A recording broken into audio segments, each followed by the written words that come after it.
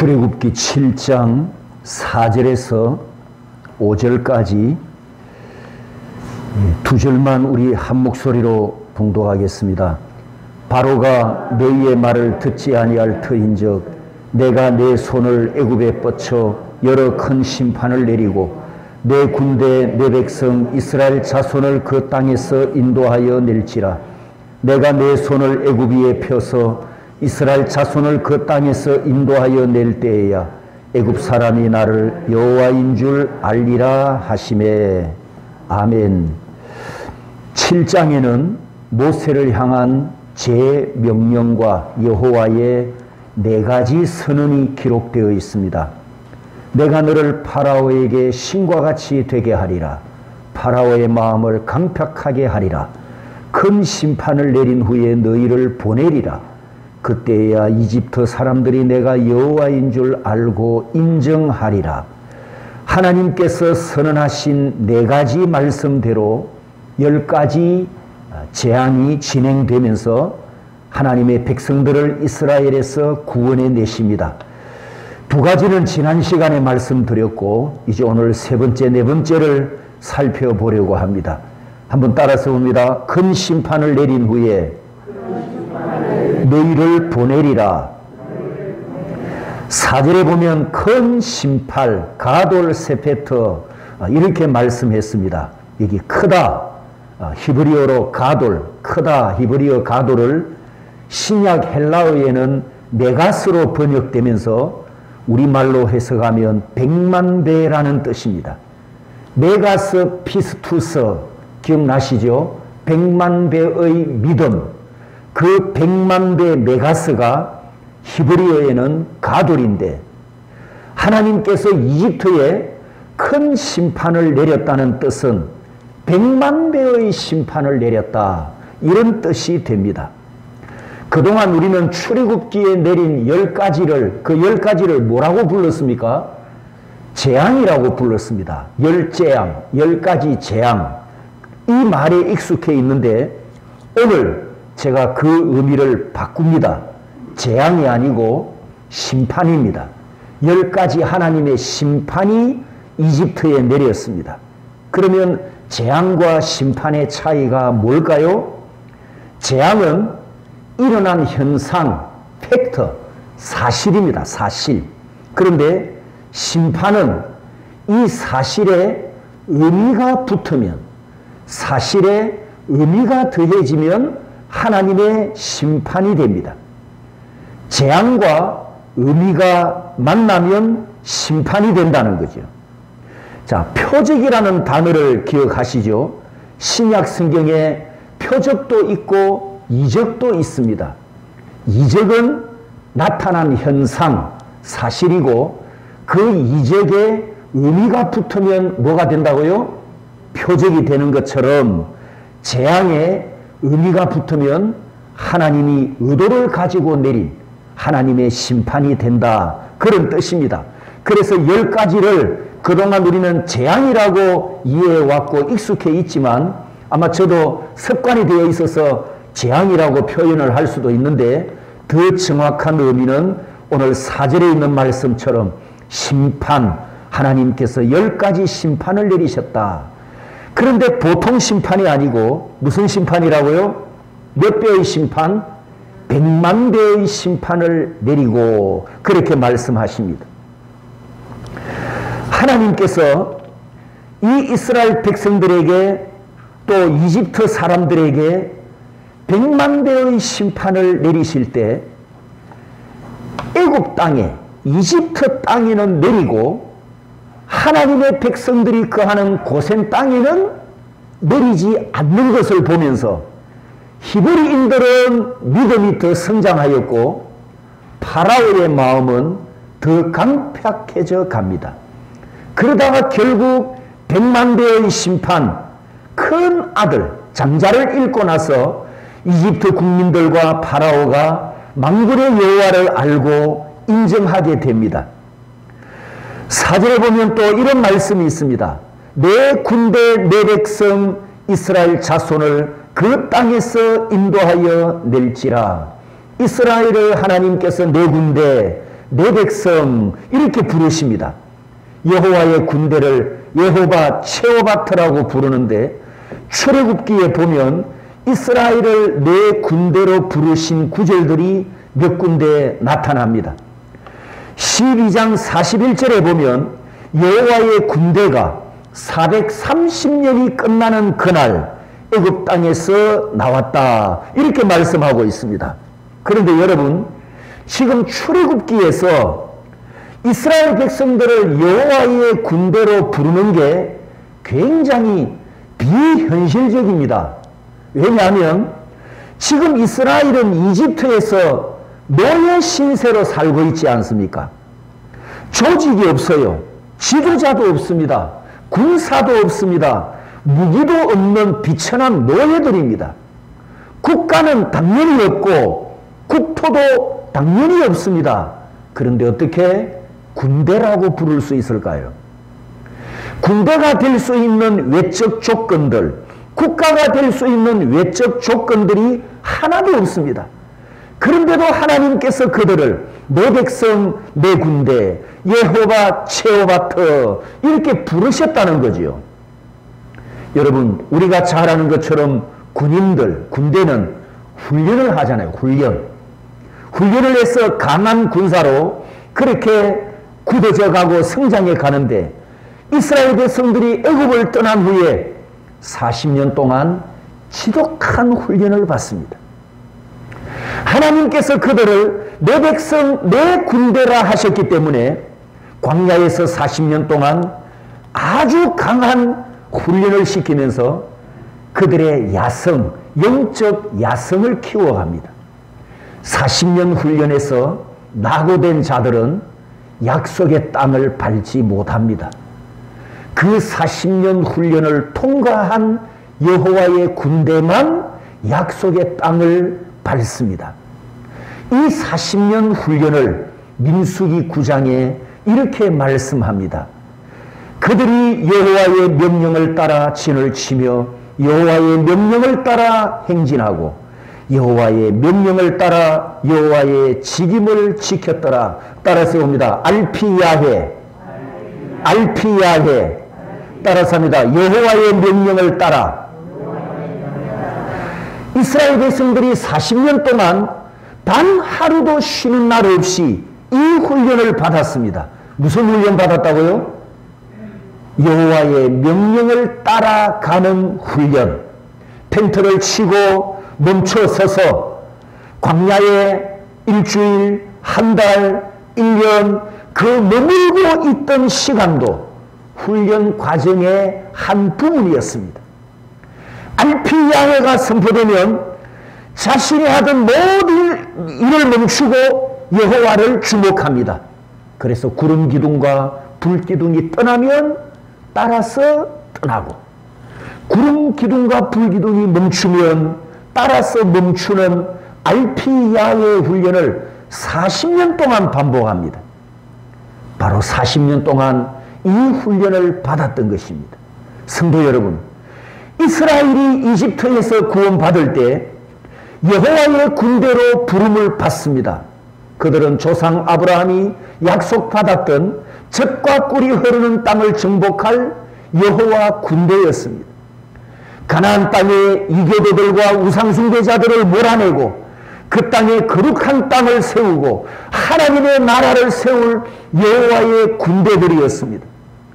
그 땅에서 제사장 나라가 되어 세계 만민에게 복이 될 여호와 군대였고 모세가 계시를 받아서 5권을 기록한 성경책과 함께 39권의 구약 성경을 보존해야 되는 이 사명을 받은 여호와의 군대였습니다.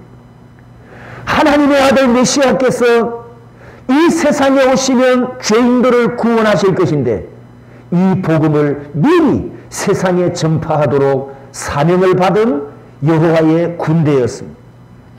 하나님의 아들 메시아께서 사람의 몸을 입고 세상에 오실 것이니 예수님이 오시는 육체적 혈통을 보존해야 되는 이 막중한 사명을 가진 여호와의 군대였습니다. 구약 역사를 보면 어두움이 참 많습니다. 구약 교회가 망하고 무너지고 징계를 받고 심판을 받고 이방인들에게 짓밟히는 이런 어둠의 역사가 많이 있지만, 하지만 하나님께서 자카를 기억하신 이 남은 그루터기를 통해서 구속 역사를 진행해 오셨고 구원 약속을 이루어 주셨습니다. 비록 땅이 없고 왕이 없고 군사가 없지만 이스라엘은 만군의 여호와를 왕으로 모시는 신령한 국가요, 신령한 군대였습니다. 사랑하는 성도 여러분, 이 시대의 저와 여러분들도 우리 조상에게 물려받았던 우상 숭배와 불신 속에 살다가 하나님의 은혜로 내가 구원을 받는 순간 예수 그리스도의 군사로 부름받았다는 사실을 알고 계십니까? 저와 여러분들도 땅끝까지 예수 그리스도의 복음을 전해야 하는 예수 그리스도의 군사요, 예수 그리스도의 증인이 되었습니다. 할렐루야. 마지막 종말에 다시 오시는 예수 그리스도를 증거하며 깨어서 기다려야 될 예수 그리스도의 군사들입니다. 그리고 오전 메시지를 우리가 듣고 있는 것처럼 종말에 영원한 승리를 거두는 그날까지 이 세상에서 원수마귀와 영적 전쟁을 해야 하는 예수 그리스도의 영적 전사들입니다. 이 마지막 전쟁에서 알피야의 여호와의 명령을 따라 순종함으로 승리하는 저와 여러분이 되기를 소원합니다. 다시 출애굽기로 돌아가서 마지막 심판이 장자의 죽음이었습니다. 여러분 상상을 해보십시오. 마지막 재앙이 내린 그날 밤에 이집트 국민 집에는 곡소리가 나지 않은 집이 없었겠죠. 왜죠? 장자 없는 집안이 없고 가축 중에 첫 새끼 없는 집도 없었겠죠. 그리고 고대 시대에는 한 집에 여러 세대가 함께 살았다면 한 집에 장자가 여러 명 있을 수가 있잖아요. 1세대 장자, 2세대 장자. 그러면 한 집안에 2명, 3명이 죽었을 수도 있겠습니다. 아무튼 6월절 그날 밤을 한번 상상해 보십시오. 처음 한 집에서 갑자기 곡소리가 울리기 시작합니다. 옆집에서 곡소리를 듣고 자다가 깨어나서 불을 켰는데 불을 켜고 보니 자기 집에도 장자가 숨을 거둬버립니다. 그렇게 해서 이 곡소리가 한 집, 두 집, 세 집 이렇게 퍼져가더니 한 마을 전체, 한 성읍 전체, 한 도시 전체로 확장되다가 이집트라고 하는 국가 전체에 곡소리가 울리기 시작합니다. 여러분 한번 상상을 해보십시오. 이 대구에 지금 200 몇십만인데 가구 수가 몇 가구인지 모르겠네요. 이 대구 시민들이 똑같은 시간에 모든 가정에서 곡소리를 낸다고 한다면 아마 한편의 남양 특집 같은 공포 분위기가 되지 않겠습니까? 이집트가 지금 그런 상황입니다. 만약에 이집트가 그때 1000만 세대였다면 1000만 명이 사망했다는 얘기가 되잖아요. 파라오 아들부터 시작해서 고위공직자들 그리고 일반 백성들까지 처음 태어난 사람과 처음 태어난 가축은 하나님께서 내리셨던 죽음의 심판을 피하지 못했습니다. 그런데 이걸로 끝이 아닙니다. 출애굽기 14장에 가보면 우리가 나중에 봅니다. 14장에 가보면 이 죽음의 심판이 내린 3일 후에 최고의 전투력을 가졌던 바로의 전차부대 600과 마병과 말들과 수만의 군대들이 이스라엘을 추격하다가 홍해 한가운데 딱 갇힙니다. 여호와의 군대가 다 건널 때까지 홍해가 갈라져서 양쪽에 물벽을 세우고 마른 땅을 열어줬는데 이스라엘 군대, 하나님의 군대가 홍해를 다 통과하고 나서 그 한가운데로 추격했던 이 바로의 군대가 홍해에 갇혔을 때 바닷물이 다시 합쳐져서 마병과 군대들이 수장사합니다. 그러면 이집트에 내린 하나님의 징계와 심판은 10가지가 아니고 11가지가 되는 셈입니다. 하나님께서 세 번째, 네 번째 이렇게 선언하셨죠. 7장에서 큰 심판, 따라서 합니다. 100만 배의 심판.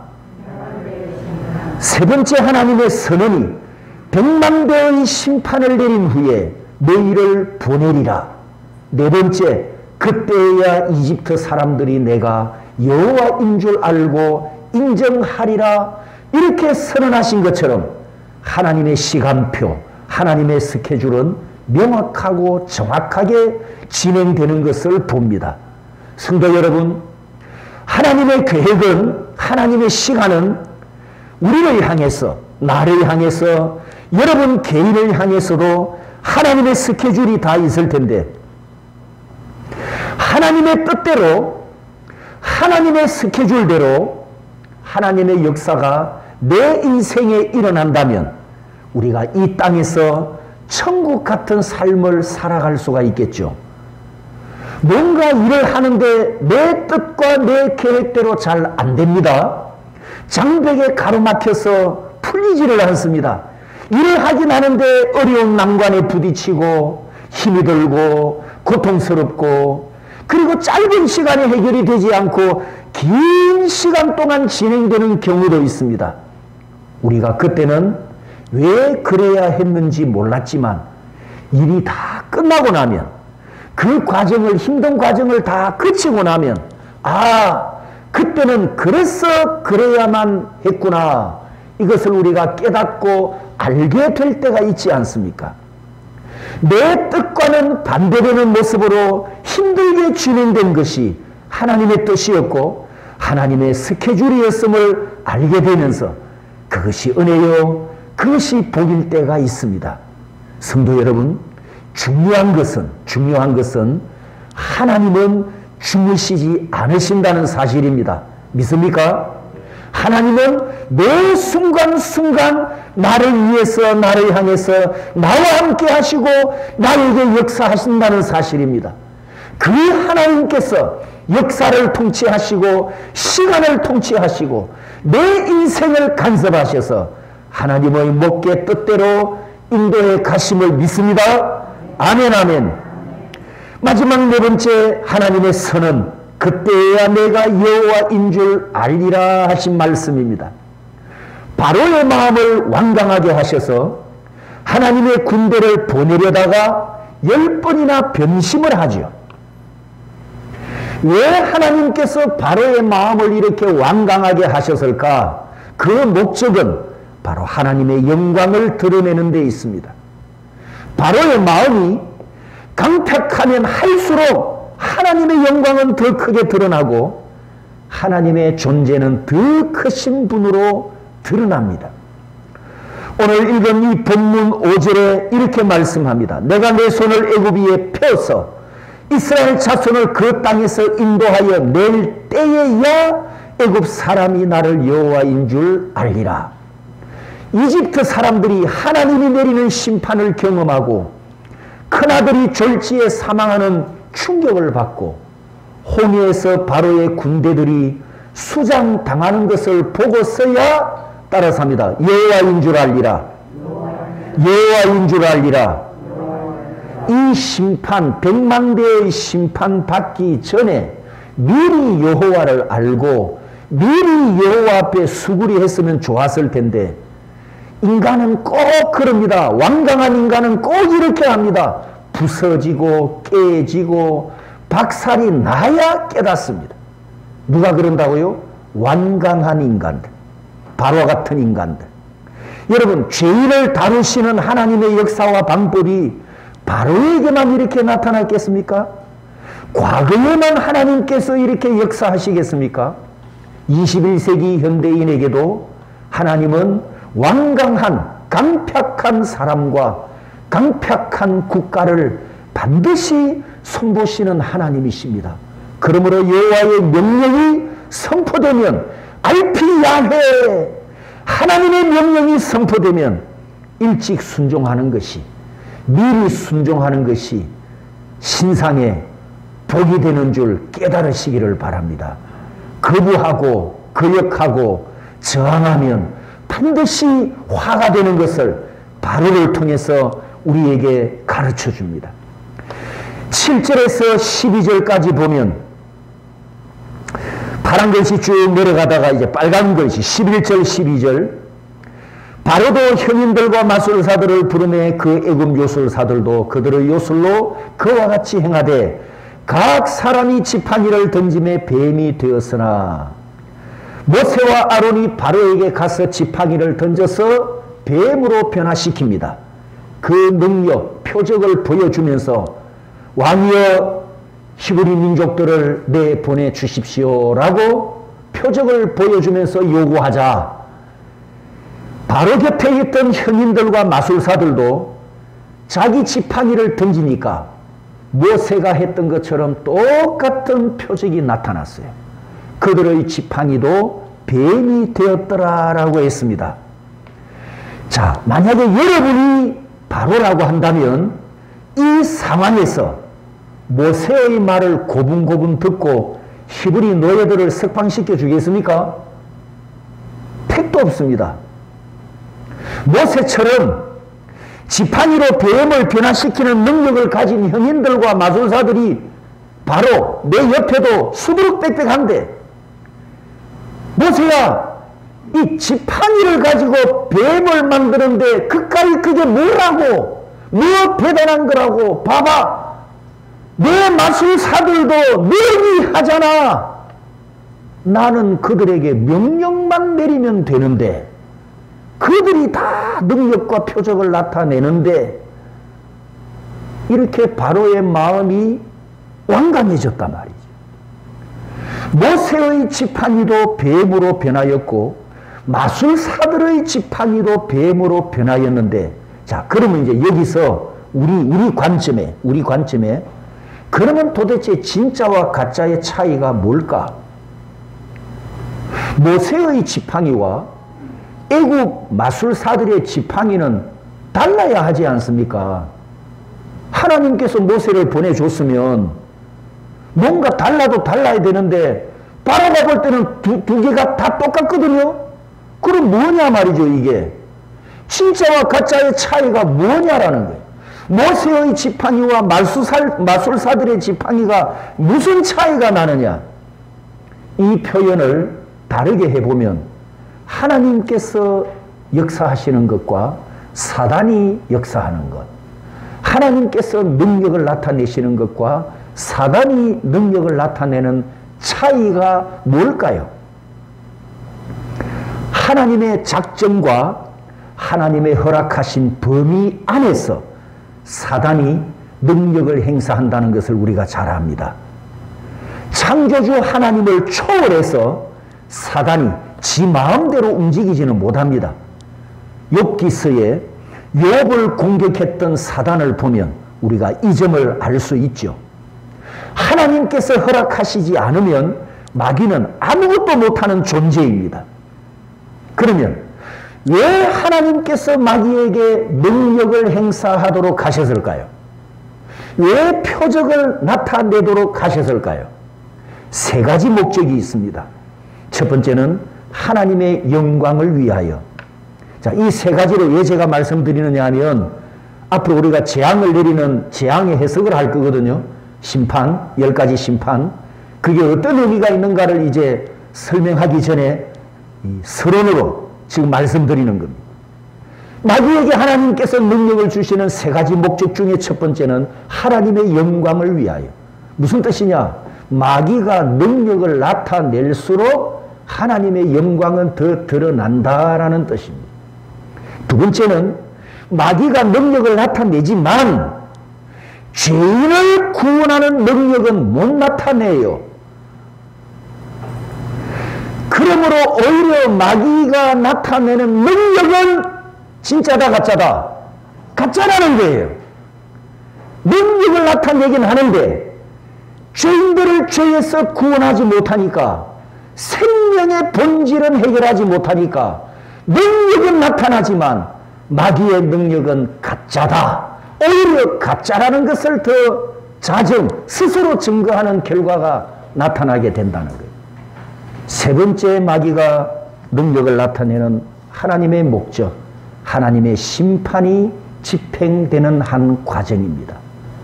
마귀가 큰 표적을 나타내면서 여기에 그리스도가 있다. 내가 예수 그리스도다. 나를 따르라. 뭘 보여주면서? 표적을 보여주면서, 그러면 그 표적을 보고 이야, 이 표적을 행한 이분이 예수 그리스도인가 보다 따라가면 그 사람은 구원받는다, 심판받는다. 그래서 하나님께서 마귀가 능력을 나타내게 한 것은 하나님의 심판의 한 과정이라는 거예요. 무당이 시퍼런 칼날 위로 잣불을 타잖아요. 그 분명히 신기한 현상이죠. 이야, 신기하다, 이런 반응을 보이면 그 사람은 지금 심판받는 거예요. 아이고, 저 무당이 흉내를 잘 내네. 귀신한테 딱 사로잡혔네. 귀신한테 딱 사로잡혔네라는 반응을 나타내면 그 사람은 진짜 성도라는 거지. 이해되셨나요? 그래서 하나님께서 마귀에게 능력을 나타내도록 작정하셨고 허용하셨습니다. 그러면 지금 모세가 지팡이로 나타낸 10개의 표적 중에 이집트 요술사가 3개를 흉내냅니다. 성경 읽어보셨죠? 3개를 모세를 따라서 흉내를 내요. 그런데 그들이 흉내낸 표적은 능력이 아니고 비극이 됩니다. 그들이 흉내낸 표적은 이집트를 재앙에서 심판에서 건져내는 구원이 아니라 바로의 마음을 더 완강하게 해버렸고, 그렇게 해서 이 바로를 파멸의 구덩이로 밀어넣는 이런 결과가 되어버렸다는 거예요. 그래서 그 능력이 모양은 같은데 흉내를 냈으니까 의미는 가짜였다는 거예요. 이걸 하나님께서 지금 드러내십니다. 자, 첫 번째, 8절에서 13절까지 지팡이가 뱀으로 변합니다. 13절 결론을 보십시오. 바로의 마음이 완악하여 그들의 말을 듣지 아니하니, 따라서 한다. 그러나 그 앞에 12절에 바로가 뭘 봤습니까? 12절에 뭘 봤죠? 바로가 자기 마술사들도 뱀으로 바꿨잖아요. 이걸 보고 나서 그러나 바로의 마음이 완악하여 모세의 말을 듣지 아니하니, 자, 이집트 요술사들도 모세처럼 지팡이가 뱀으로 변화되게 했습니다. 이 뱀은 지난번에 사진을 보여드렸지만 코브라입니다. 이집트 사람들이 굳게 믿는 신 중에 하나입니다. 파라오의 궁전부터 실내까지 코브라가 칭칭 감고 있고, 왕자와 왕이 들고 있는 홀에도 코브라 형상이 있습니다. 여러분, 중국 권력에는 뭐가 있습니까? 용이 칭칭 감고 있죠. 우리 조선시대 왕이 있는 골룡포에도 용이 새겨져 있어서 용포 이렇게 부르기도 했었거든요. 창세기와 요한계시록에 보면 뱀과 용은 사단의 상징인데, 이 땅의 권력자들이 하나님의 심판을 자초하는 행동을 하고 있습니다. 그런데 본문 12절을 보십시오.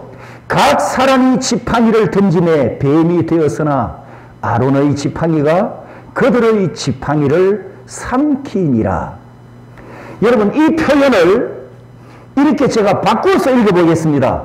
하나님의 뱀이 이집트 뱀들을 삼키니라.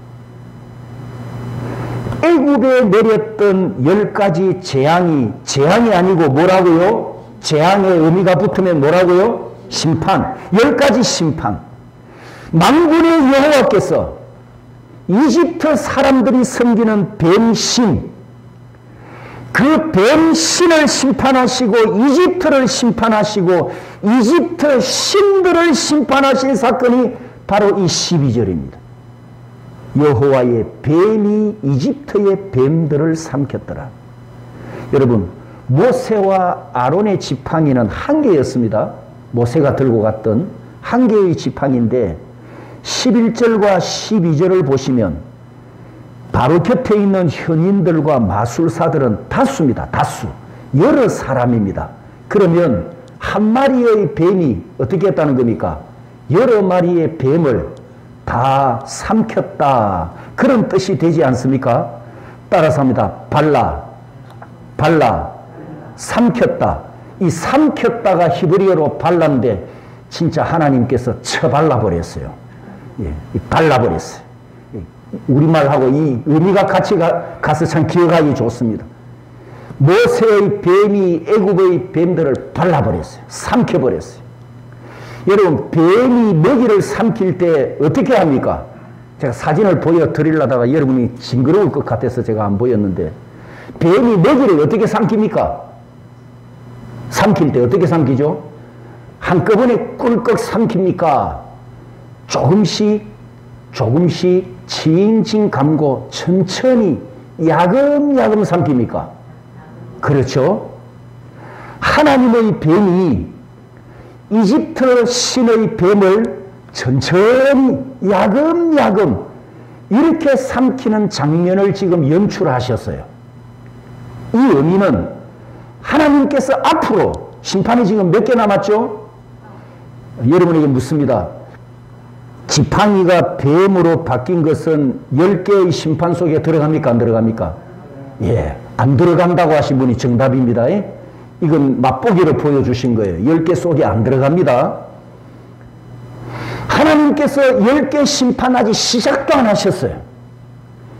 그런데 천천히 삼키면서 앞으로 내려올 10개의 심판, 미니 전조로 지금 보여주신 거예요.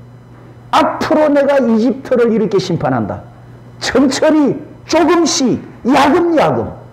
그래서 이 발라라는 단어가 구약 성경에 하나님의 심판을 의미하는 열쇠 되는 단어로 사용됩니다. 민수기 26장 10절에 보면 고라, 무리를 지어서 당을 만들어서 고라가 반역을 일으키지 않습니까? 그때 하나님께서 그 고라의 당들을 심판하실 때 쳐발라 버렸어요. 삼킴해 이런 단어를 썼고요. 출애굽기 15장 12절에 보면 모세의 찬양입니다. 홍해를 다 건넌 후에 그 승리의 창가를 하나님께 불러 올려드릴 때 주께서 오른손을 드신 적 땅이 그들을 발랐나이다, 삼켰나이다. 이렇게 발라라는 단어를 하나님께서 심판하시는 단어로 구약 성경에서 사용됩니다. 그러니까 지금 하나님의 뱀이 이집트 뱀을 삼킨 것은 앞으로 내릴 10가지 심판의 전조였다는, 아주 천천히 조금씩 야금야금 하나씩 그 10가지가 이 이집트에 다 내려옵니다. 여러분, 10번째 죽음의 심판, 10번째 죽음의 심판이 내릴 때 한 집에 한 명이었어요. 장자였으니까. 그런데 마지막 11번째 심판은 홍해에서 일어나는데 그 홍해에서는 수천 수만의 병사들이 파라오가 두 눈으로 보는 앞에서 수장사하지 않습니까? 이렇게 지팡이가 뱀으로 변화하고 이집트 우상인 코브라를 삼키는 심판은 하나님께서 의도를 가지고 행하신 치밀한 하나님의 연출이었습니다. 앞으로 이집트에 내릴 심판의 전조였다는 거예요. 그런데 이것도 모르고, 이제 본문 이야기 이것도 모르고 바로의 마술사들이 자기들도 뭘 만들었어요? 뱀을 만들었어요. 능력이 나타났어요. 표적이 나타났어요. 이 능력과 표적은 이집트의 구원입니까? 화입니까? 파라오에게 구원입니까? 화가 됩니까? 화가 된다는 거죠. 이것도 모르고 흉내내다가 4절 5절에, 오늘 본문 4절 5절에 하나님께서 말씀하신 그대로입니다. 내가 큰 심판을 내리고 내 군대를 인도하여 낼지라. 내 군대를 인도하여 낼 때에야 애굽 사람이 나를 여호와인 줄 알리라. 하나님의 선언대로 하나님의 목적대로 빈틈없이 진행되면서 여호와의 백성은 여호와의 군대로 구원받았습니다. 할렐루야. 악을 이기시고 나를 구원하신 하나님을 찬양합니다. 어두움을 이기시고 우리에게 새 생명을 주신 하나님을 경배합니다. 아멘, 아멘. 숙제를 하나 내드리겠습니다. 오늘 설교 끝났습니다. 숙제를 다음 주일 위해서 숙제를 하나 내드리는데 디모데후서 3장입니다. 디모데후서 3장을 꼭 읽고 오시기 바랍니다. 3장 전체를 3장만 읽으시면 됩니다. 다음 설교를 위해서 읽고 오시면 되겠습니다.